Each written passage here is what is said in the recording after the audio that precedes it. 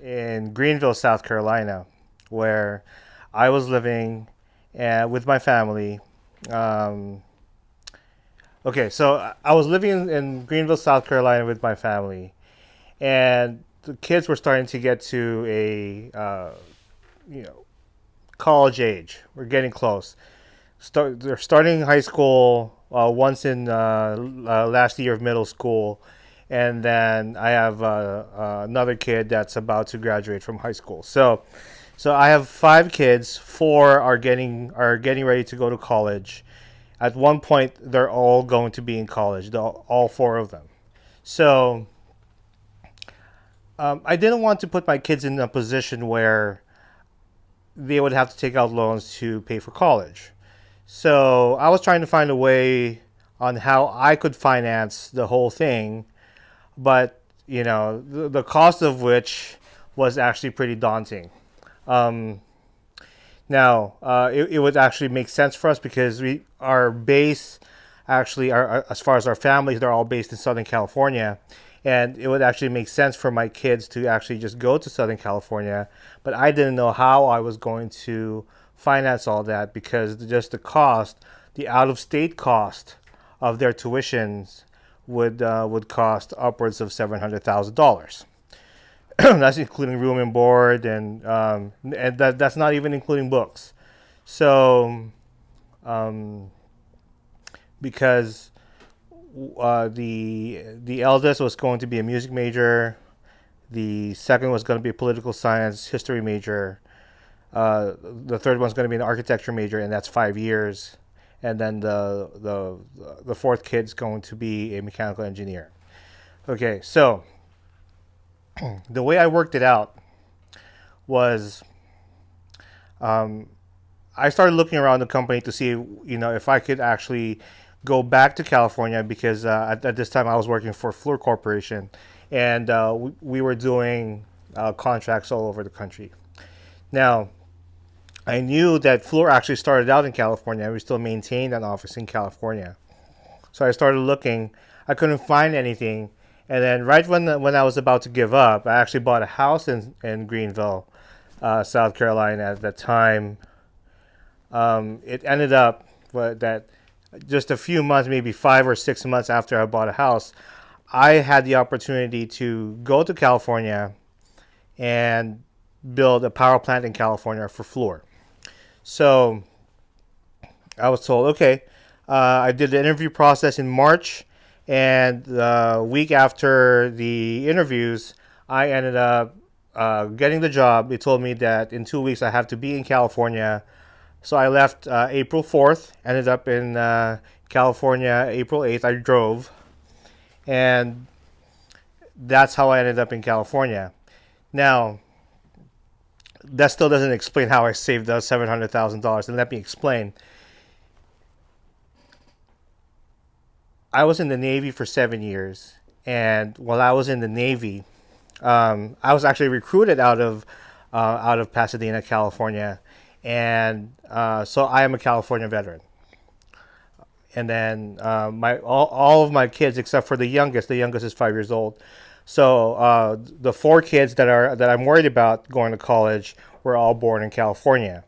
So I had to move to California so that if they graduate from high school in California, they would all be eligible for this thing called the California Veteran Tuition Waiver Program.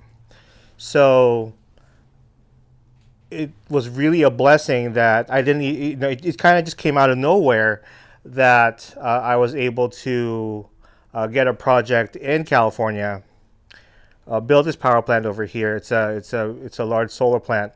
170 megawatt solar plant, and not just build it, but I became the plant manager for it eventually after the commercial process was done. Okay, so it was going to be $12,000 per year for the two kids going to Cal State, and those were going to be 4-year programs, and $43,000 per year for the two kids going to UC or University of California programs, and one is a 4-year program, one is a 5-year program in architecture. So, including the room and board, which is roughly about 12,500, 12,800 a year, it would come out to, after everything is said and done, it would be 690 plus $1,000 of when they all graduate from college. So, me moving back to California, although the cost of living is higher here, it still doesn't negate the amount of savings that I have if I had stayed in South Carolina and had the kids come over here to California to study.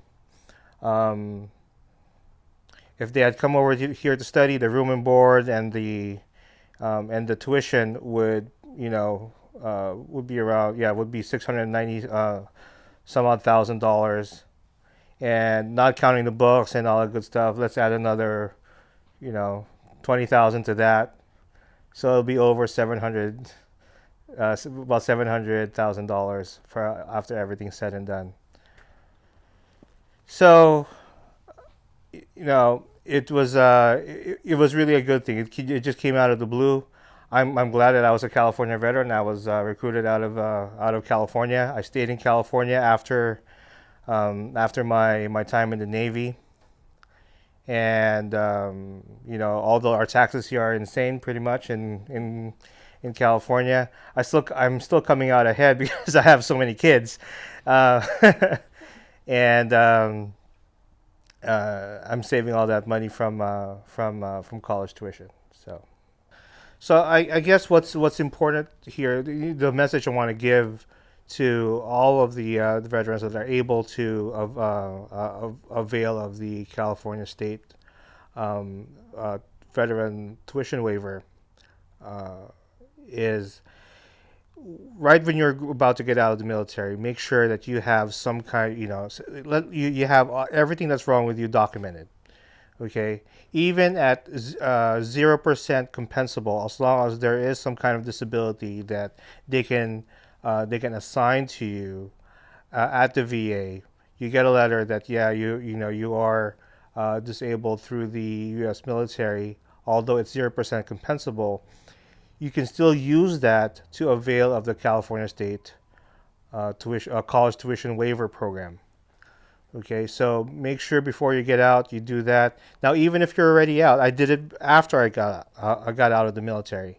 After I got out, I went to the VA, and right now I'm at 20% disability. One is for my ankle that was documented when I was in boot camp that I messed up, and for tinnitus, I was in the engineering department on 2 Navy ships, and we dealt with loud machinery noises, turbines, and pumps that are really loud equipment in machinery rooms.